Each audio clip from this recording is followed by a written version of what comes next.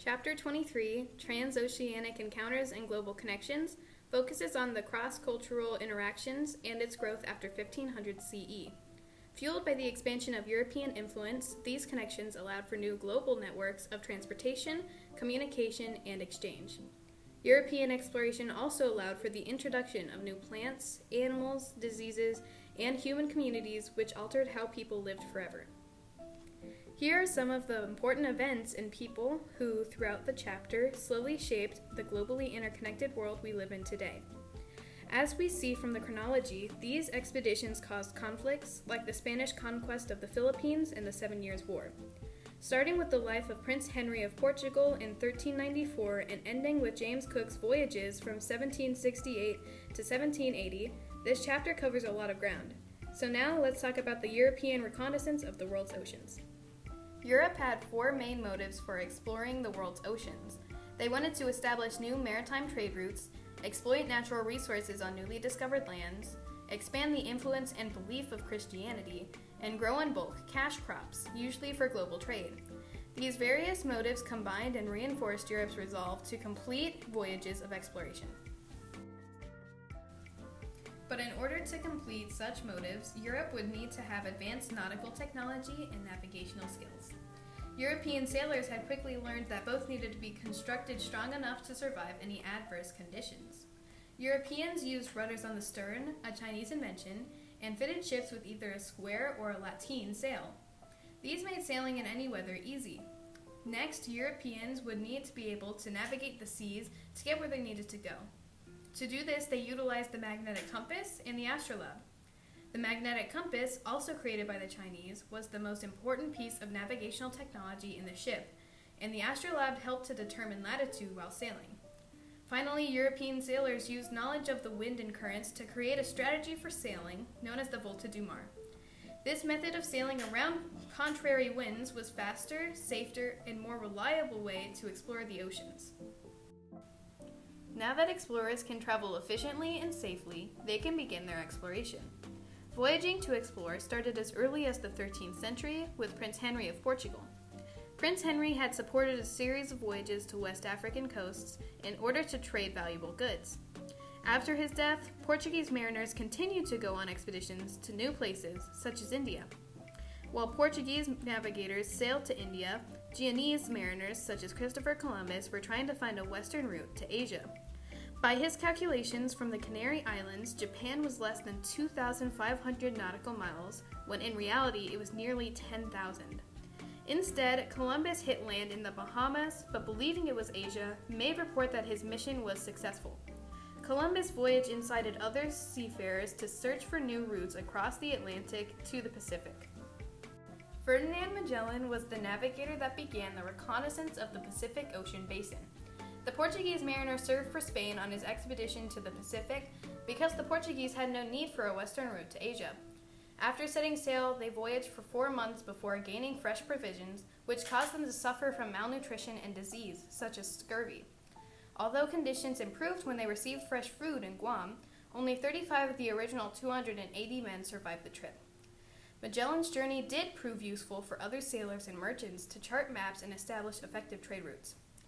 Another important explorer of the Pacific was Captain James Cook, who added Hawaii, Vanuatu, and Caledonia to the European map.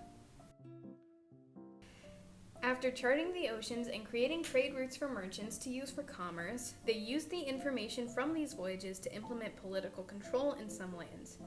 From these came empires that relied on trading posts to control trade routes and gain a monopoly on certain products.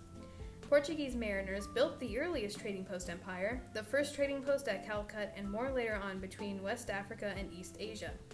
The Portuguese maintained their control because of their heavy artillery and aggressive policies.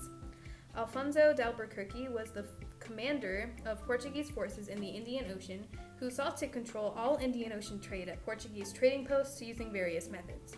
And although Portuguese ships were heavily armed, they could not impose permanent authority over the spice trade, and their influence eventually began to fade. English and Dutch mariners also set up trading posts, but used them to channel trade instead of control it.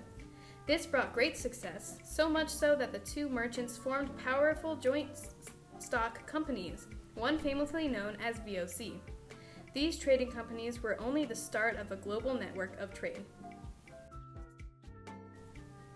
As well as building up the global economy, Europeans also conquered indigenous peoples, built territorial empires, and established colonies. One conquest was done by Spanish forces under the command of Miguel Lopez.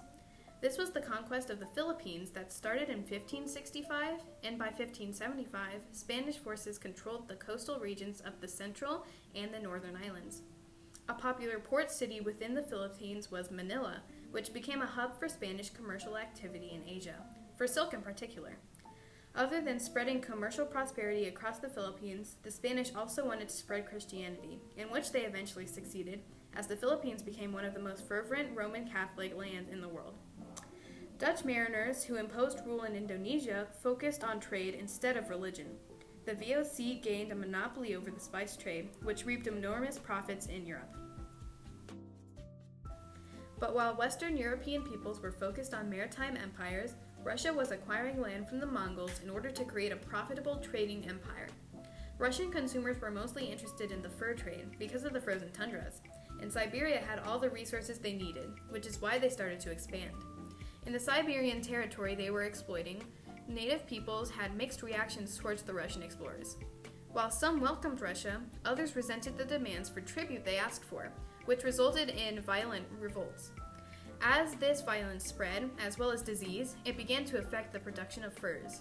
So, Russia gave more attention to the native peoples through the introduction of Christianity. With that, Russia's hold on Siberia became more permanent, with Russian-speaking towns appearing and most people attending Orthodox Christian churches.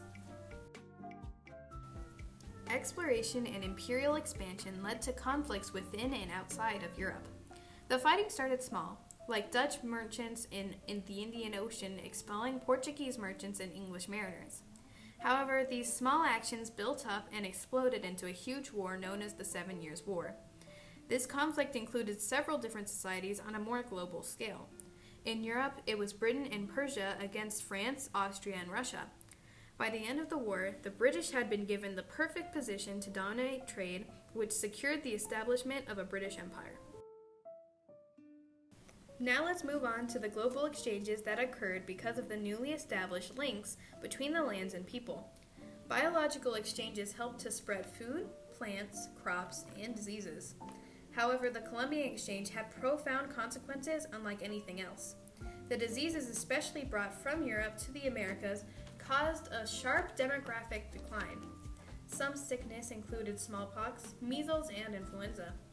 These outbreaks caused nearly 100 million deaths, which was much more than the Pacific Islands also affected by disease. Despite the negative effects it caused, the Columbian Exchange had a more positive effects in the long run because of the spread of food crops and animals. As the population began to grow from a more nutritious diet, people began to migrate throughout the world and to various places, which spread the exchanges even further across the globe. All of these factors played a role in the origins of global trade. Europeans became fully involved with trade in every ocean, helping to make the first real global trade system. A lively part of that trading system was in Manila, between the west coast of Mexico, in which Spanish galleons shipped large amounts of trading goods from Asia for Mexican silver. All of this trade negatively affected the environment, in particular the animals used in the fur trade in Russia. Even so, European mariners permanently connected the world together in a global economy of trade networks and ports.